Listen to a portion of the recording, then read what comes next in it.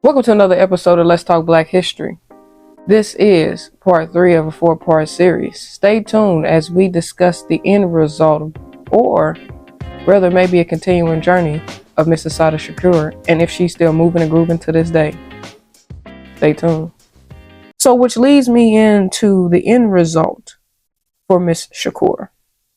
So as an end result, she was convicted of murder. And although during her trial it was evident that there was no fingerprints of hers that was found on the murder weapon, no gun residue found on her hands. Once again, she was just implicated as an accomplice to a murder because she was there. Not because she did anything, but because she was there. And after serving 2 years in prison, she decided to escape. She escaped with the help of the Black Liberation Army. During her escape, she fled to Cuba. This is where she was granted political asylum. While she remained hidden until granted that, she started writing her autobiography in 1987. It was published in 2001, named Assata, an Autobiography.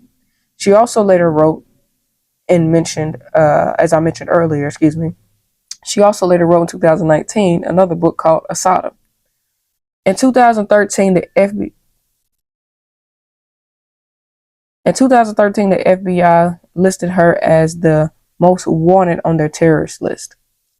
And at the same time, a documentary dropped the same year for Black in Cuba, as I mentioned earlier. 5 years later, she did another documentary named Assata, aka Joanne Chesimard, which is her birth name mixed with her married name. Her husband's name, if I'm not mistaken, his last name was, I forget his first name, but his name was Chesimard, I think that's how you say it.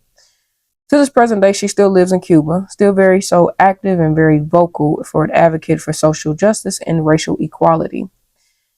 In case you were wondering what political asylum is, here you go. Political asylum is a form of protection granted to an individual who has fled their home country due to well-founded fear of persecution based on specific grounds such as race, religion, nationality, political opinion, and a membership of a particular social group. And she basically checked all of those boxes, baby. But in a nutshell, it's basically a way for people who might have done a crime or might have been falsely convicted of a crime or even falsely accused of something, and they decide to flee their hometown and go to another place because they don't feel like they're going to get a fair or due just trial or get treated correctly in their hometown, or their home, country, if you will, and they flee to another one for protection. And once it's granted to them, typically that means that the other country can't really extradite to come and get you. Typically is what that means. Now, as I mentioned earlier, it was noted that her fingerprints weren't on the firearm, and also that there was no gun residue on her hand.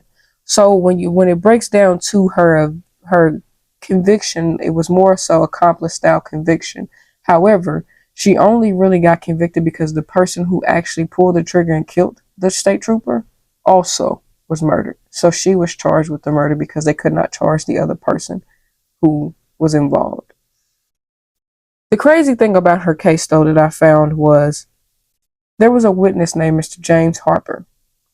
Mr. James Harper claimed to be an eyewitness to the entire thing. But shortly during the trial, he finally broke and admitted to perjury in his testimony. His grand jury testimony, he committed perjury. Even though he openly admitted that there was perjury in his testimony, they still convicted her. So the case itself was really already disrupted and should have been disputed and thrown out at that point, considering that the person committed perjury. Perjury is a reason to dismiss a case. But however, they did not want to do that. Here's another problem that it had with the case. They also discussed that her entire jury staff was of all white jurors. She had no jurors of her peer.